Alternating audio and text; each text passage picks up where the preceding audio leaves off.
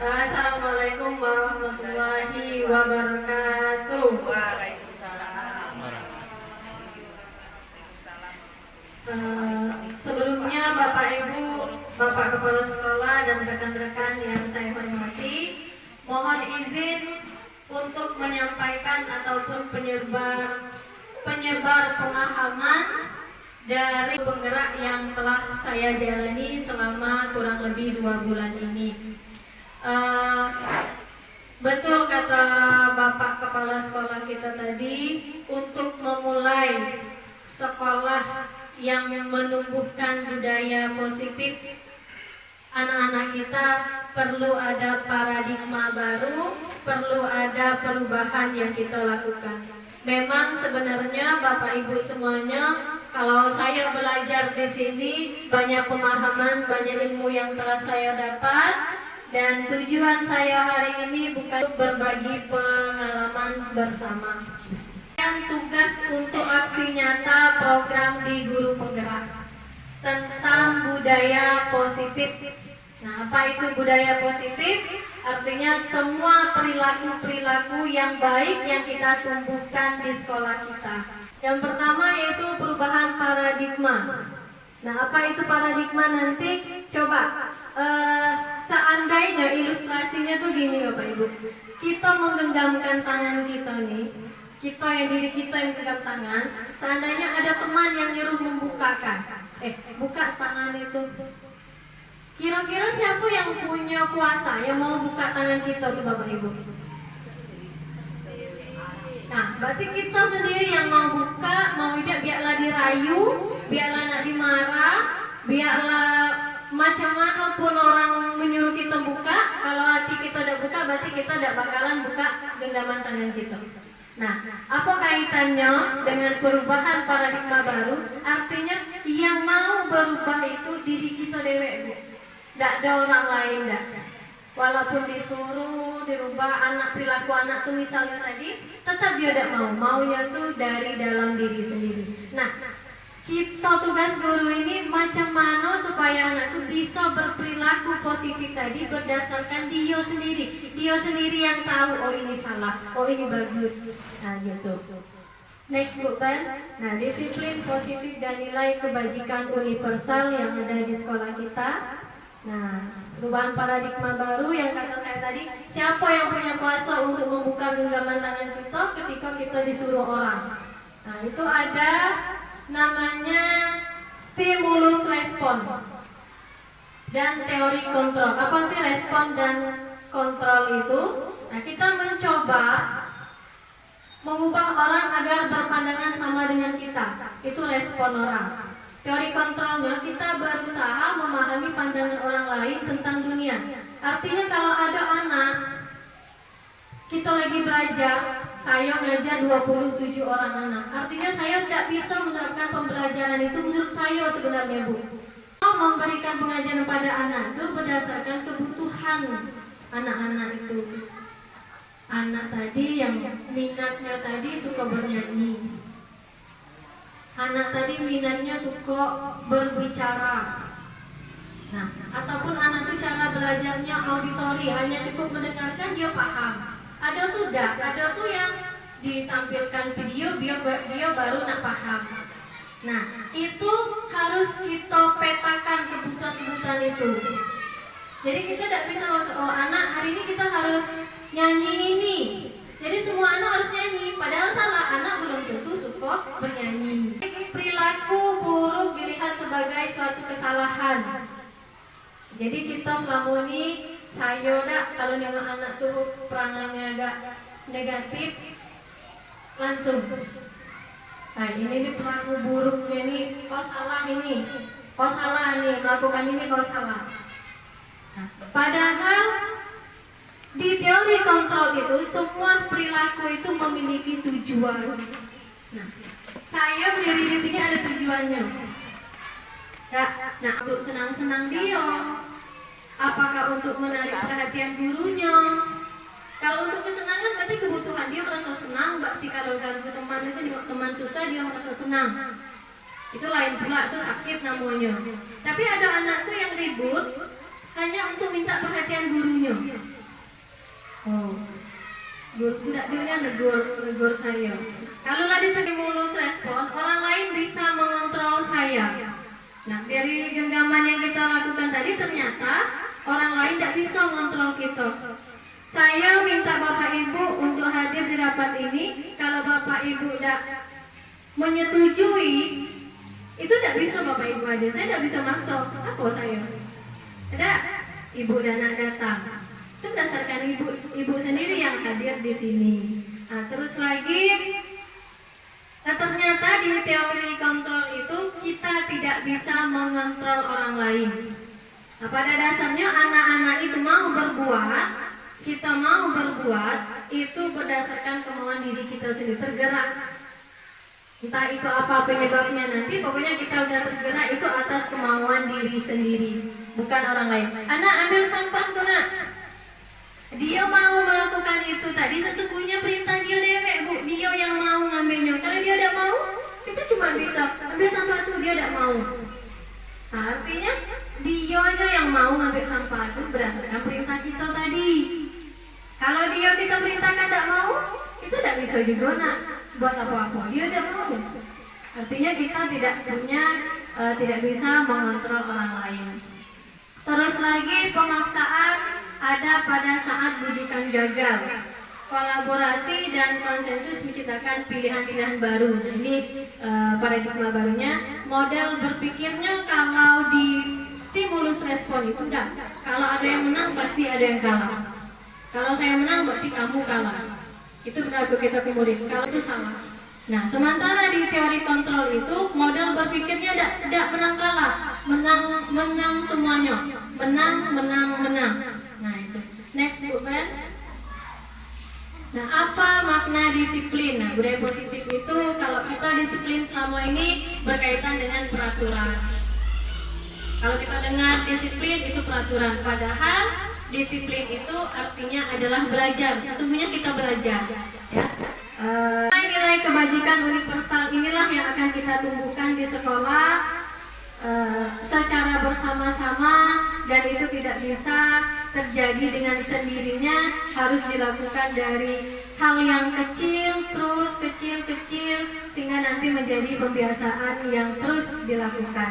Nah, nilai-nilai kebajikan ini adalah sifat-sifat positif manusia yang merupakan tujuan mulia yang ingin dicapai setiap individu. Contohnya, setiap perilaku memiliki suatu tujuan, itu jelas tadi Bu. Anak ngajak bertinju temannya, udah bertinju pasti ada tujuan yang ingin dicapainya. Terus lagi, dengan melahirkan nilai-nilai kebajikan yang diyakini seorang, maka motivasi intrinsik akan terbangun. Nah, itu tadi kata saya tadi Bu, motivasi itu tidak bisa muncul dari luar, dari arahan kita guru, tapi jangkanya jangka pendek. Tapi yang namanya motivasi intrinsik kalau terbangun dari dalam hati itu tadi, nah itu sampai kapanpun itu sudah menjadi katakanlah karakter. Nah, karakter itu yang harus kita tumbuhkan sekarang. Jadi anak itu tidak payah disuruh lagi ngambil sampah, tapi dia sudah tahu kalau ada sampah dia harus ambil, karena sampah ini membuat sekolah menjadi tidak indah, tidak nyaman. Nah, itu yang sedang kita usahakan kepada anak-anak kita. Terus lagi, nilai kebajikan yang ingin dicapai oleh setiap anak Indonesia itu, nah ini yang namanya kurikulum merdeka. Tujuan akhir dari kurikulum merdeka itu adalah terciptanya profil pelajar Pancasila yang mandiri, yang beriman, bertakwa pada Tuhan, serta mempunyai akhlak yang mulia, mandiri, menalar kritis, berkebinekaan global, gotong royong, dan kreatif. Itu adalah puncak dari tujuan pada kurikulum merdeka. Nah, terus lagi teori motivasi, hukuman, dan penghargaan serta restitusi. Nah, ini kita guru yang melakukannya Bu, bagaimana penanganan terhadap perilaku manusia. Nah, untuk teori motivasi perilaku manusia itu biasanya kita mau melakukan sesuatu itu, mau menuruti perintah itu biasanya untuk menghindari ketidaknyamanan atau hukuman. Nah, anak-anak tidak mau ngambil sampah, akhirnya mau karena takut dihukum tadi. Dia dia melanggar aturan, maka dia harus jalani. Kalau tidak, dia ambil sampah tadi. Nah, terus lagi untuk mendapatkan imbalan dari orang lain. Nah, rupanya orang-orang yang bergerak, orang-orang yang nak melakukan itu bisa saja hanya untuk memperoleh imbalan dari orang lain. Apakah itu pujian, apakah itu penghargaan, mau dibilang, weh hebat ini anaknya. Rupanya dia hanya untuk menarik perhatian saja, untuk dapat pujian itu. Nah, ada lagi perilaku manusia itu memang untuk menghargai diri sendiri. Inilah namanya motivasi internal yang harus ditumbuhkan pada diri kita, seorang guru maupun seorang anak. Motivasi untuk ikut kegiatan-kegiatan yang membangun pengembangan diri kita sebagai guru, motivasi untuk mengembangkan karir kita. Nah, itu dalam diri kita sendiri. Tidak bisa disuruh-suruh ya Pak ya. Tidak bisa disuruh, biarlah Bapak nyuruh kok ikut tuh gini. Kalau hati kita tidak mau, itu tidak akan terjadi. Terus lagi, nah ini Bapak Ki Hajar Dewantara memaknai kurikulum merdeka itu artinya tidak hanya terlepas dari perintah, akan tetapi juga cakap membuat perintah sendiri. Artinya kita harus bisa mengatur diri kita sendiri yang terbaik untuk diri kita. Selanjutnya, nah ini yang restitusi yang saya coba terapkan di ruangan Bapak Kepala Sekolah kemarin. Biasanya kita kalau ada perilaku anak yang katakanlah berkelahi terus ngadu ke kita, Bu, saya ditinju Bu, saya bertinju tadi, nangis, bawa ke kantor. Biasanya langsung, ngapain kau? Lah itu lagi yang bertinju. Kau tiap hari yang bertinju, bosan Ibu ningonya. Ya, itu saya Bu, kalau saya gitu. Nah, setelah belajar di materi ini pada modul ini, saya jadi tahu, ya, taunya apa? Bahwa restitusi itu adalah proses menciptakan kondisi bagi murid untuk memperbaiki kesalahannya sendiri. Artinya gini, kalau tadi anak itu tadi berkelahi, bertinju, bermasalah dengan teman, masalah yang diciptakannya itu kita harus tahu, pasti ada tujuannya. Mengapa tujuan anak tadi bertinju?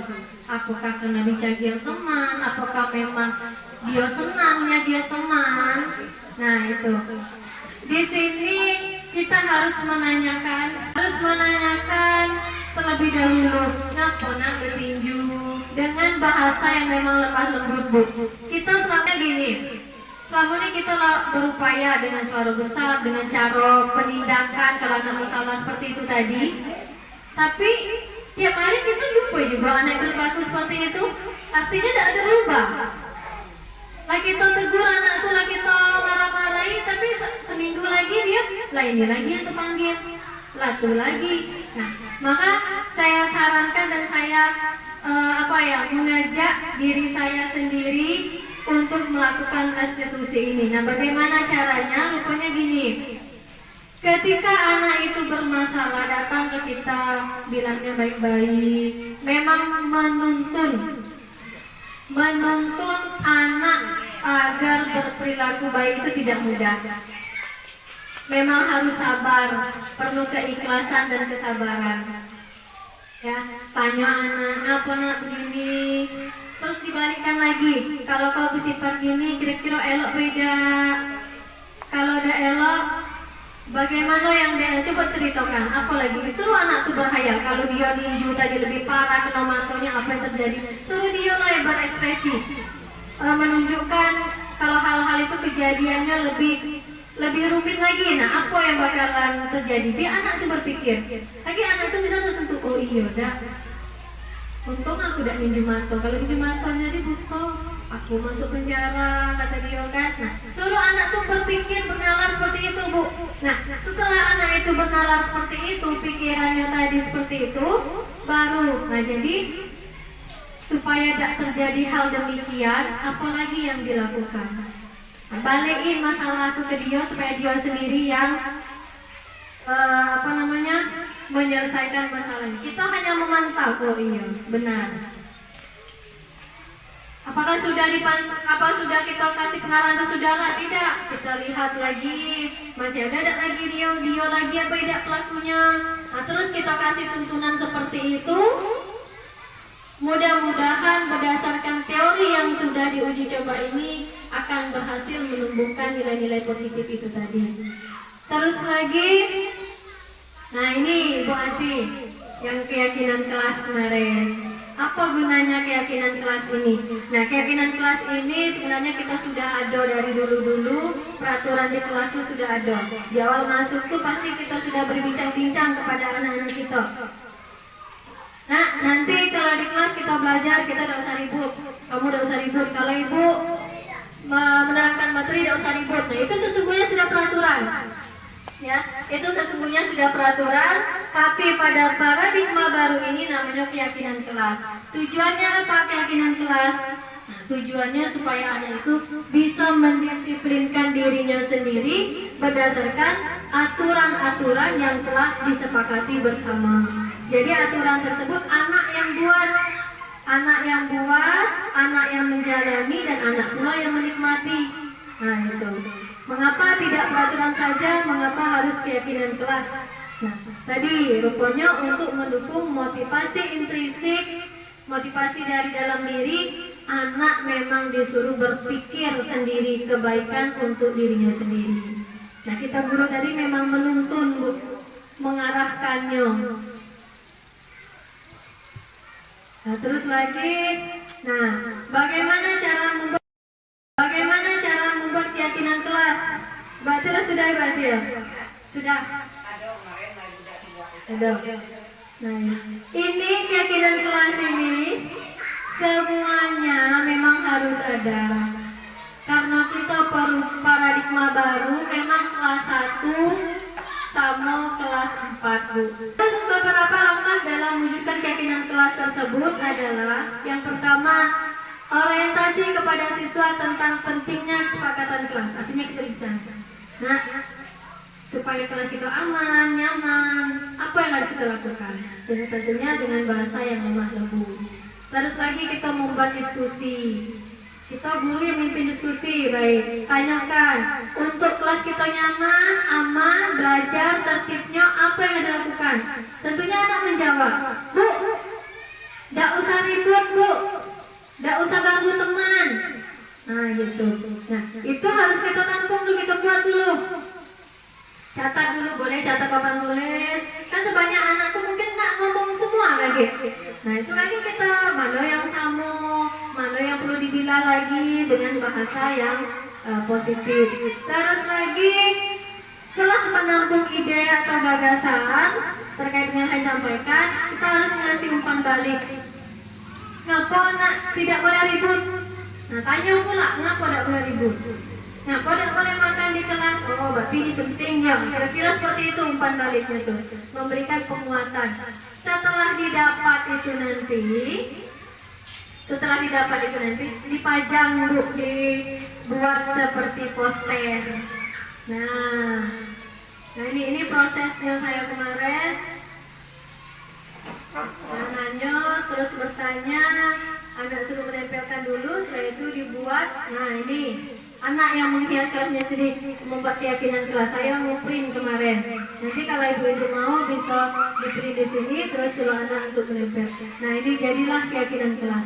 Tidak usah banyak-banyak, Bu, sedikit saja, yang penting itu bisa berjalan di kelas. Misalnya, nah ini tidak jelas. Dari semua yang disebut anak tadi,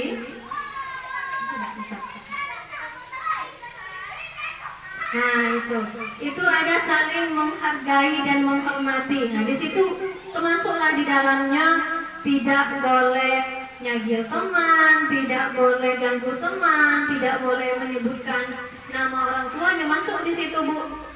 Nah nilai kebajikannya tuh ada yang tanggung jawab. Nah terus lagi menjaga ketertiban dan kenyamanan kelas. Nah masuk di situ tadi. Disiplin berarti tidak membuang sampah sembarangan, tidak makan dalam kelas. Nah, itu kata saya tadi, Bu, anak kan nyebut di dalam kelas apa? Tidak boleh makan.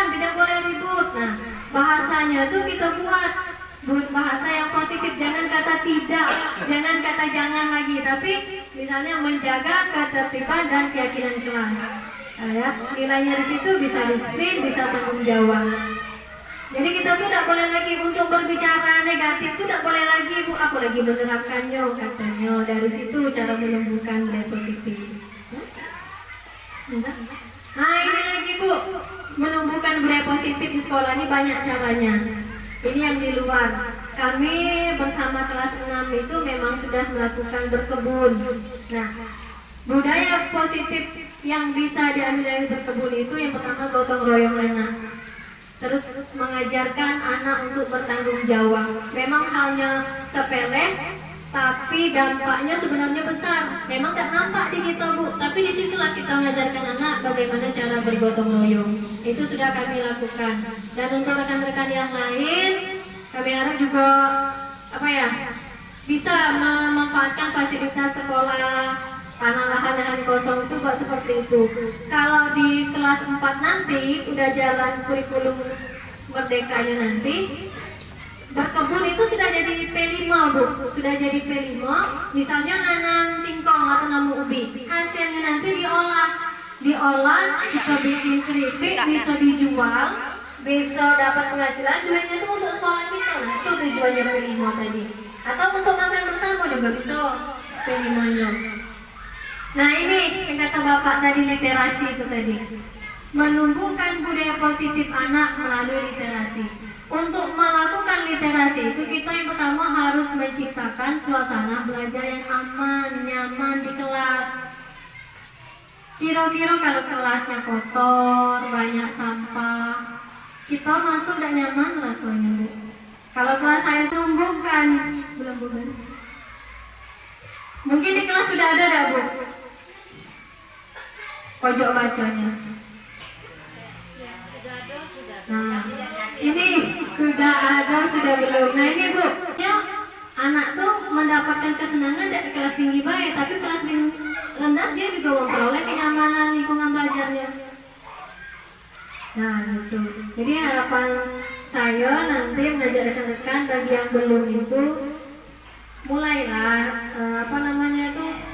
bergerak, merapikan kelasnya, membuat anak-anak nyaman. Dimulai dari yang itu dulu. Masalahnya kalau anak sudah nyaman berada di kelas, kemungkinan belajarnya juga akan bisa berjalan dengan lancar. Nah ini lagi permainan-permainan seperti ini, menumbuhkan permainan tradisional di sekolah. Sebenarnya banyak. Ini gambar-gambar. Sebenarnya banyak lagi permainan tradisional. Tidak apa-apa, Bu, suruh anak-anak bermain di sekolah kita. Entah itu dari batok, entah itu dari apa lagi permainan tradisional nih yang harus dilakukan di sekolah kita. Main karet tuh, Bu. Tidak apa-apa. Main karet tuh kita kan bisa lompat. Kalau kami dulu, Bu, olahraga bisa masuk dapat lompat jauh, lompat tinggi. Nah, itu rupanya. Jadi tidak apa-apa nyuruh anak bermain di sekolah. Tapi tentunya tidak pada jam pelajaran. Iya, dan saya tadi tuh banyak permainan tadi itu main karet tadi. Jadi itu anak-anak tuh bermain macam tadi, apa namanya itu bermain pasti sahabat, bermain menumbuhkan itu. Memang kita arahkan. Nah terus lagi apa bedanya tadi peraturan dengan keyakinan kelas? Kalau peraturan itu biasanya selalu kembalikan buku ke tempatnya. Nah, itu bahasanya peraturan. Tapi di keyakinan kelas namanya tanggung jawab. Setelah ngambil buku berarti harus balik lagi ke tempatnya. Nah kita ini kadang-kadang saya diri sendiri karena tidak terbiasa melakukan tersebut, ambil barang, taruh di sini lagi kalau ingat baru lagi, taruh lagi situ. Nah betul. Betul. Nah terus lagi dilarang mengganggu orang lain. Nah, itu peraturan, dilarang mengganggu orang lain. Keyakinan kelasnya apa? Menghormati orang lain. Masuk ke teman itu menghormati sesama teman. Tidak peduli teman itu nakal, bajunya kotor, entah apa kekurangan pada diri dia, kita tetap tidak boleh untuk mengganggu apapun. Karena itu yang namanya manusia itu punya kehidupannya masing-masing, punya haknya masing-masing. Terus lagi hadir di sekolah 15 menit sebelum pelajaran dimulai. Nah, itu peraturan rupanya, Bu. kalau keyakinan kelasnya menghormati orang lain dan berkomitmen. Itu bedanya tadi. Jadi kalau ibu buat peraturan kelas nanti tidak boleh, jangan, itu tidak usah dipakai lagi kata-kata itu. Tapi lebih kata-kata yang positif, menghormati orang lain, berkomitmen, disiplin dan bertanggung jawab. Terus lagi dilarang melakukan kekerasan. Keyakinan kelasnya adalah keselamatan dan menghormati orang lain. Lanjut Bu Ben. Nah ini hukuman dan penghargaan. Kenapa kita sering di Facebook itu kita lihat, saya pernah dengar, tidak boleh lagi memposting anak-anak yang berprestasi. Ada tidak dengar itu? Nah, rupanya itu tadi Bu, dampaknya itu tidak elok. Ya, hukuman dan penghargaan. Artinya anak itu dihukum oleh penghargaan itu. Sesungguhnya posting anak tadi, misalnya apa, megang piala, ini juara 1, juara 2 kita posting. Rupanya itu sesungguhnya kita menghukum dia dengan penghargaan. Apa bunyinya? Pengaruhnya jangka pendek apa jangka panjang? Nah ya alhamdulillah anakku juara 1 di sekolah. Nah itu tadi menghukum dengan penghargaan. Tadi apa? Penghargaan menghukum, penghargaan itu mengurangi ketepatan, penghargaan itu sesungguhnya tidak efektif, dan penghargaan itu merusak hubungan. Apa merusak hubungan? Ibaratnya tuh ada orang yang iri mungkin dengan anak kita tadi, ya. Nah terus lagi nih, lagi Bu Ben. Nah penghargaan menurunkan kualitas. Terus lagi penghargaan mematikan kreativitas. Artinya apa? Sudahlah, anakku juga yang ikut, dia pintar. Jadi yang lain tidak mau lagi. Pasti itu juga lah nanti. Itu teruslah disuruh itu lagi. Nah itu mematikan kreativitas. Terus lagi penghargaan mengurangi motivasi intrinsik. Artinya dia mau melakukan itu bukan berdasarkan keinginan dia, tapi untuk mendapat piala, untuk mendapat omongan dari hebat. Lagi Bu Ben. Nah penghargaan menurunkan kualitas. Terus lagi penghargaan mematikan kreativitas. Artinya apa? Sudahlah, anakku juga yang ikut, dia pintar. Jadi yang lain tidak mau lagi. Pasti itu juga lah nanti. Itu teruslah disuruh itu lagi. Nah itu mematikan kreativitas. Terus lagi penghargaan mengurangi motivasi intrinsik. Artinya dia mau melakukan itu bukan berdasarkan keinginan dia, tapi untuk mendapat piala, untuk mendapat omongan dari hebat, pintar, gaul, supaya dapat itu baik, tidak ada yang lainnya. Tapi memang ada anak yang dapat itu memang motivasi intrinsiknya, memang ada tujuannya. Nah terus lagi, nah ini tindakan guru nih, nah, kita sering melakukan ini mungkin. Anak disuruh mencatat 100 kali dalam buku kalimat, saya tidak akan terlambat lagi karena terlambat ke sekolah. Nah itu rupanya hukuman. Terus lagi lari keliling lapangan, hukuman. Murid diminta untuk push up 15 kali, itu hukuman juga. Menggantikan kertas tugas teman yang telah dicoret-coret, nah itu konsekuensi. Jadi ada beda antara konsekuensi dan hukuman. Kalau konsekuensi itu berdasarkan kesepakatan yang telah dilakukan bersama. Seperti keyakinan kelas tadi, kita telah membuat keyakinan kelas. Terus lagi kalau kita langgar, kita kasih tahu anak. Kalau nanti tidak berjalan ini apa dilakukan? Kalau masih ribut sudah ada keyakinan kelas, terus lagi kamu melanggar masih ribut, apa yang dilakukan? Nah itu harus dibuat pada keyakinan kelas itu. Misalnya sudah sepakat Bu, kami akan membersihkan halaman sekolah. Nah itu boleh Bu, itu bukan hukuman namanya, tapi berdasarkan keyakinan kita tadi, kesepakatan kita bersama, tidak apa-apa. Terus lagi melakukan pemanasan sendiri karena terlambat 10 menit untuk pelajaran PJOK, konsekuensi. Jadi beda dengan hukuman tadi. Next Bu Ben. Nah ini perbedaan hukuman dan konsekuensi. Hukuman itu sesuatu yang menyakitkan tapi harus terjadi. Kalau konsekuensi itu memang sesuatu harus terjadi karena kesepakatan kita tadi. Terus lagi hukuman itu membuat anak sakit fisiknya dalam jangka lama. Kita memberikan omongan bodohnya kau nih. Mungkin sampai kapanpun itu akan teringat oleh anak itu. Suatu saat dia jadi polisi, jadi tentara, ada kita duga-duga, dia akan ingat, ini ibu ini yang bilang saya bodoh dulu. Itu akan ingat sampai kapanpun, Mbak. Nah, karena kita tidak tahu apa anak itu kedepannya, tidak tahu banyak. Contohnya anak yang degil di SD, SMA degil, tahu-tahu dia jadi kepala polisi, Pak. Tidak sangka-sangka, padahal dulu kena lempar terus. Banyak teman-teman saya di SMA tuh tidak nyangka-nyangka jadi apa, sekolah malas, bolos baik, ada yang jadi polisi, ada yang jadi dokter. Nah, kita tidak tahu anak itu kedepannya seperti apa. Jadi saya dari hati saya memang setelah ikut ini ada sedikit tersentuh lah, ada perubahan dikit-dikit walaupun tidak banyak. Next juga. Nah, ini kita tahu yang namanya hukuman tadi setelah diuji coba itu memang identitasnya gagal. Ya, sesuatu menyakitkan harus terjadi, tidak nyaman untuk murid dalam jangka panjang, resih dengan perkataan, aku dibilang bodoh, sedihnya rasanya, aku dibilang tidak bisa, nakal. Nah, itu akan lama membekas. Nah, terus lagi yang bagusnya itu apa? Yang restitusi yang saya bilang tadi, menemukan perilaku anak memang berdasarkan motivasi intrinsik anak, menguatkan anak, terus lagi menjadi korban, menggantikan, harusnya dia korban itu mendapat gantinya apa yang harus dilakukan untuk anak tersebut. Dia bisa memecahkan masalah yang dilakukannya sendiri, terus belajar bertanggung jawab. Konsekuensinya itu adalah jangka panjang. Nah, ini kebutuhan dasar manusia tadi. Kita harus ingat bahwa setiap perilaku manusia itu ada kebutuhan yang harus dipenuhi.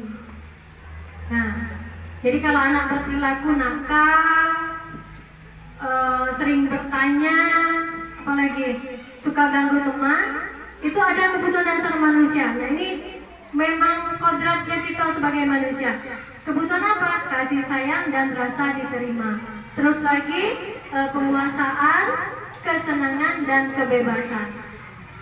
Anak tidak mau belajar di dalam kelas, artinya dia ada kebebasan belajar di luar. Terus lagi anak sering ganggu teman, mungkin minta perhatian sama guru ataupun teman-teman yang lain. Nah, ini ada juga kebutuhan dasar untuk bertahan hidup, ya. Ada orang yang misalnya teman satu kelas ngambil uang temannya, tidak bisa kita katakan pencuri. Memang perbuatannya pencuri, tapi ada kebutuhan yang mendasari dia ngambil uang temannya, entah ngambil pensil, makanan ataupun lainnya. Mungkin dia tadi tidak dikasih uang jajan sama mbaknya. Jadi setiap tindakan tuh intinya ada sesuatu alasan, ada alasan di balik semua itu. Terus lagi, ya, kasih sayang dan rasa diterima. Nah, ini termasuk kebutuhan psikologis untuk mungkin di rumahnya tidak dapat perhatian macam guru di sekolahnya. Di rumah tadi lah kena marah, terus lagi di sekolah lah kena marah lagi. Akhirnya perilaku anak tadi semakin menjadi. Nah, mungkin dengan kita kasih yang lemah lembut, nah mungkin itu akan mengurangi perilaku yang negatif untuk sebagian murid kita. Memang tidak semuanya. Contohnya tadi ibu guru bilang aku tidak boleh bersenandung sewaktu mengerjakan tugas. Katanya kelas harus senang, tidak ada suara. Padahal kan aku suka dan senang bernyanyi. Nah, ini kebutuhan apa nih? Kesenangan enggak? Senang enggak tuh tadi? Nah, lagi coba baca. Ibu guru tidak menyapaku hari ini, padahal aku pakai jepit rambut yang baru. Apa kasih sayang apa? Nah, itu kasih sayang. Terus lagi aku bosan masa belajarnya gitu-gitu aja, dengerin ibu guru aja. Apa tadi? Kebebasan, kita bosan dia, jadi kebebasan. Nah, itu. Jadi kita harus tahu kebutuhan dasar itu dulu. Next Ruben. Nah, posisi kelima, posisi kontrol yang ada pada diri kita, khususnya seorang guru. Biasanya kita itu sebagai penghukum, pembuat merasa bersalah, sebagai teman, sebagai pemantau, dan manajer. Kira-kira dari kelima posisi kontrol itu yang mana yang sering kita lakukan? Yang mana? Yang mana? Penghukum, pembuat merasa bersalah, teman, pemantau, manajer.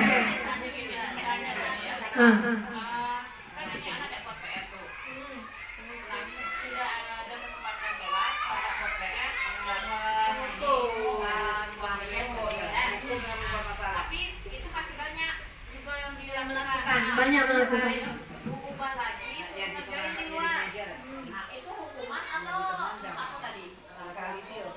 Penting gini Bu Ben.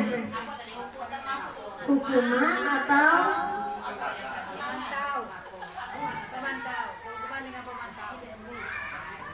yang mana tadi? Push up kau. Anda tidak tahu itu tadi. Push up tadi. Tiba-tiba kita sendiri yang langsung membuat itu. Dah. Push up.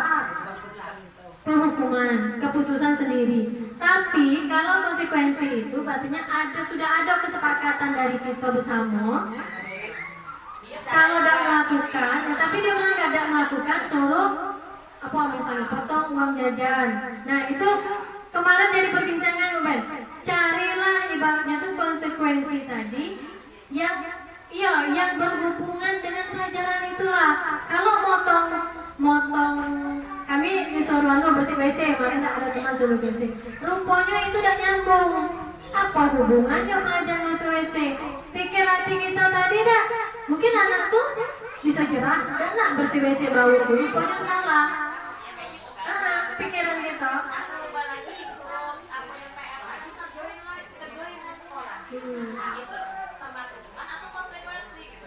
Kalau intinya kalau kita sudah lakukan kesepakatan itu sudah konsekuensi. Nah, memang untuk menumbuhkan budaya positif ini tidak bisa di sekolah baik. Kita nyuruh anak tidak usah berbicara kotor, tapi di rumah terbawa anak di sekolah itu tidak bisa kita yang kau jangan gini, kau jangan gini. Sementara di rumahnya itu aktivitas yang sering didengar. Nah, kita sebagai guru ini memang di kurikulum Merdeka ini banyak interaksi dengan orang tua. Orang tuanya interaksi. Karena apa? Pendidikan anak yang pertama kali itu adalah di rumah. Di sekolah ini bisa aja pembawaan di rumah kebawa juga. Komunikasi antara guru dan orang tua untuk saat ini memang perlu ditingkatkan. Jadi image-nya kita guru itu juga tahu. Jadi orang tua tuh tidak hanya melepaskan anaknya sekolah. Nah, serahin ke kita. Kaget terjadi sesuatu hal yang tidak diinginkan, guru disalahkan. Dia lepas tangan tuh, taunya anak sekolah hebat, elok, belajar. Kalau ada hal yang tidak disukai orang tua, dia protes di sekolah. Nah, itu yang harus kita rubah. Apapun kemajuan anak, ketertinggalan anak itu harus kita komunikasikan dengan orang tua. Jadi orang tua tahu perkembangan anaknya dari awal, akhir, terus sampai selesai sekolah ini tahu perkembangan anaknya. Nah gitu. Terus lagi Ruben, yang penghukum. Nah penghukum ini biasa saya lakukan ini. Guru menerapkan posisi hukum ke berkata, patuhi itu aturan saya. Kalau tidak awas kau ya. Nah itu jelas menghukum itu. Nah terus pembuat merasa bersalah biasanya itu kata-kata seperti ini. Wah kecewanya nih Bu sama kamu. Nah itu rasa bersalah. Terus lagi berapa kali Bapak harus membuka kamu ya. Nah itu rasa bersalah. Nah posisinya hasilnya nih murid akan merasa bersalah telah mengecewakan ibu atau bapak gurunya. Murid menjadi orang yang gagal. Artinya saya hari ini udah bikin ibu kesal. Ada rasa bersalah di diri dia. Nah itu terkadang membuat dia punya perasaan. Belajarnya tidak mood lah. Aturannya tadi ke sekolah senang, jadi tidak senang. Malu sama kita. Nah itu membuat merasa bersalah. Next Ruben, Pak ya. Nah, tuh atau ayo ingat tidak bantuan bapak selama ini. Padahal ibu lah baik loh sama kamu. Nah, itu sebagai teman. Ya, mungkin ini ada juga kita lakukan. Hasilnya murid akan merasa senang dan akrab dengan guru. Ini termasuk dampak yang positif. Hanya saja di sisi negatif murid menjadi tergantung dengan gurunya. Kalau dia diperhatikan nanti dia mulai pula perilakunya. Nah, mau jadi dikatin terus sebagai teman. Kita sebagai pemantau ini kita menanyakan ketika anak berperilaku salah datang ke kantor kita tanya. Kau terlambat, tahu tidak peraturannya apa? Apa yang telah kamu lakukan tadi? Nah, ini sering nih ketika kita anak terlambat upacara senam tuh sering tanyain gini. Apa yang kamu lakukan tadi? Terlambat bu, kenapa? Bangun kesiangan. Nah, itu sebagai pemantau sesungguhnya. Hasilnya murid memahami konsekuensi yang harus dilakukan karena telah melanggar salah satu peraturan sekolah. Jadi berikan aturan kita tuh udah benar. Kita nanya ngapa terlambat, apa cuma kurang efektif saja. Lanjut Bu Bek. Nah, mana posisi yang bagus kita? Yaitu sebagai manajer. Nah, sebagai manajer ini kita akan berkatanya gini, secara lemah lembut. Kita kembali ke keyakinan kelas kita tadi ataupun ke tata tertib sekolah kita tadi yang telah dibuat bersama anak ataupun sesama guru, ya. Apa yang kamu ketahui tentang keyakinan kelas kita? Oh, Bu, tidak boleh makan di kelas, tidak boleh ribut di kelas. Nah, sudah itu tanya lagi, apa yang kamu yakini? Saya salah, rupanya Bu tadi hilap, kata anak kan. Nah, kalau sudah tahu seperti itu, bagaimana cara kamu perbaikinya supaya tidak makin? Mungkin saya harus baca tulisan itu lagi, terus saya baca tiap masuk aku baca itu. Nah, tiap anak yang baca masuk kelas baca, kelas baca tuh dia ingat.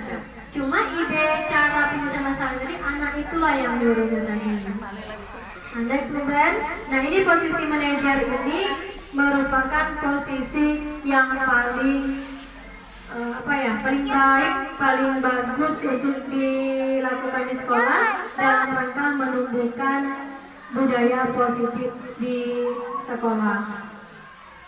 Nah, terus yang pertama validasi tindakan yang salah. Jadi bolehlah dicoba nanti, coba dikitarannya tuh ngapa ribut tadinya. Pasti ada alasannya, tentang dia ngayal, entah dia bohong, pasti ada alasannya tuh ngapa ribut. Iya, tapi harus dilembut nih. Kalau lembutnya maunya lebih enak masak apa ya? Jangan mimpi ya Pak, katanya waras kalau. Memang Bu ada pengalaman guru kami menggunakan segitiga restitusi ini dibilang, Bu, makan apa tadi pagi Bu?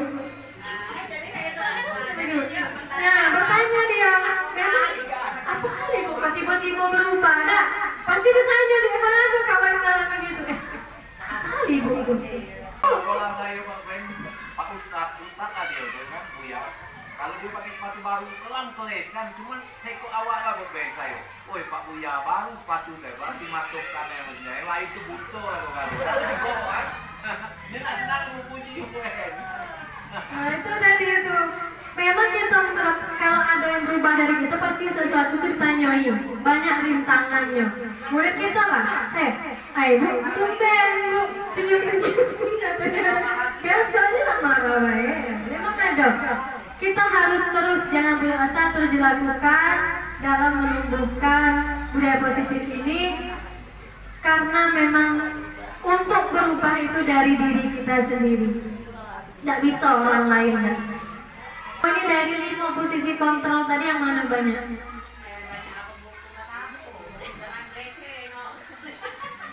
Banyak penghukum. Kalau Bu Wiji mungkin Bu Wiji tidak ada. Nah, rata-rata memang penghukum itulah. Ada tidak juga? Ada tuh sebagai teman. Tapi sebenarnya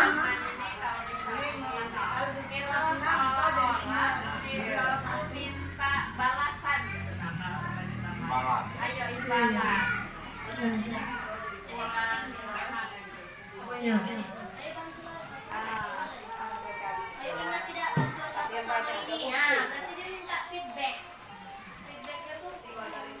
Ya ibaratnya tuh kita tuh sebagai teman tadi kita udah anggap kan. Jadi ada rasa ada. Karena kita kan tidak mungkin.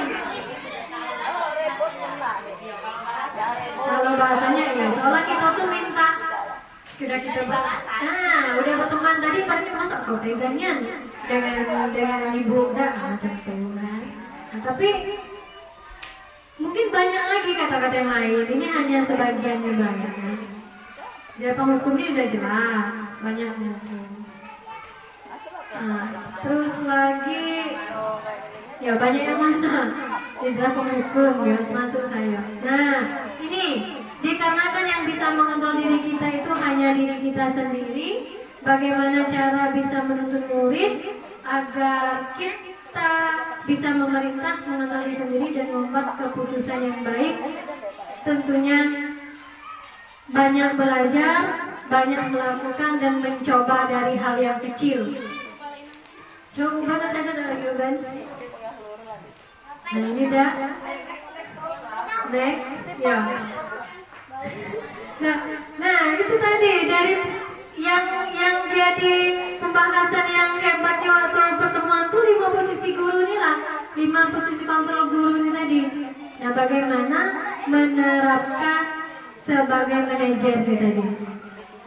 Ya, jadi nanti, nah ini lagi sikok yang bekerja tapi galau-galau kenal.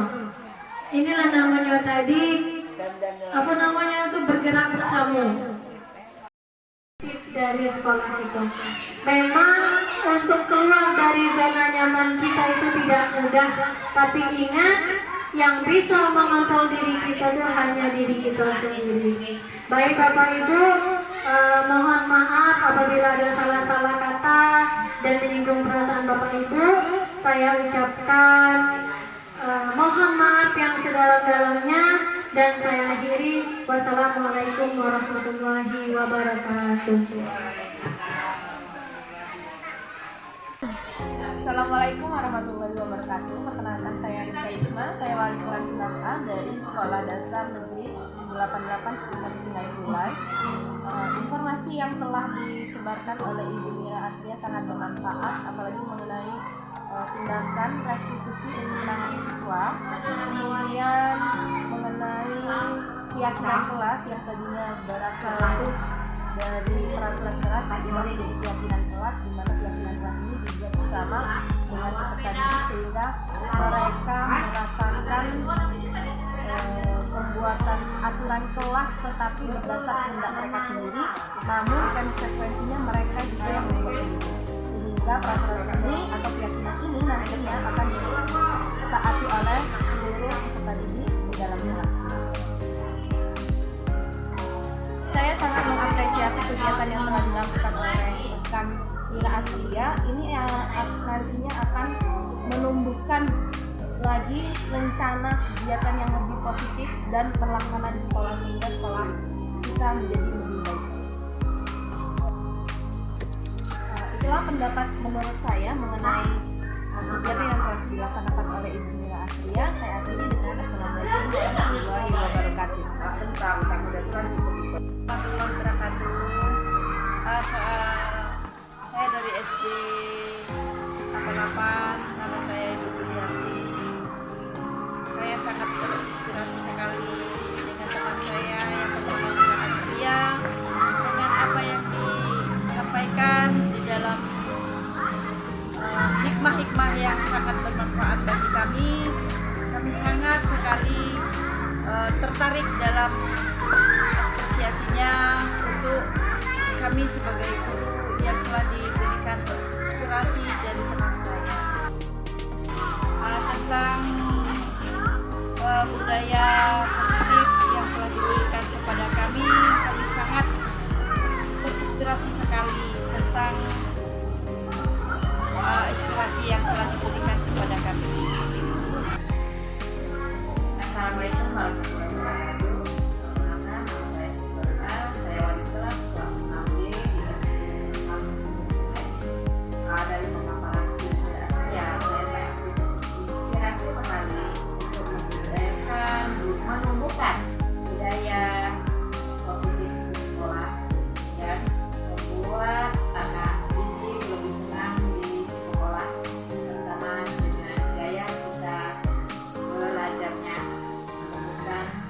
literasi di sekolah dan menumbuhkan minat dari anak tersebut. Dan juga saya mengetahui ternyata menjadi seorang guru itu ada 5 kontrol seorang guru, di antaranya itu menjadi teman di sekolah bersama murid, menjadi manajer, menjadi penghukum, tapi ternyata menjadi manajer lah yang lebih pas untuk dilakukan di sekolah. Ya, dan saya akhiri. Assalamualaikum warahmatullahi wabarakatuh.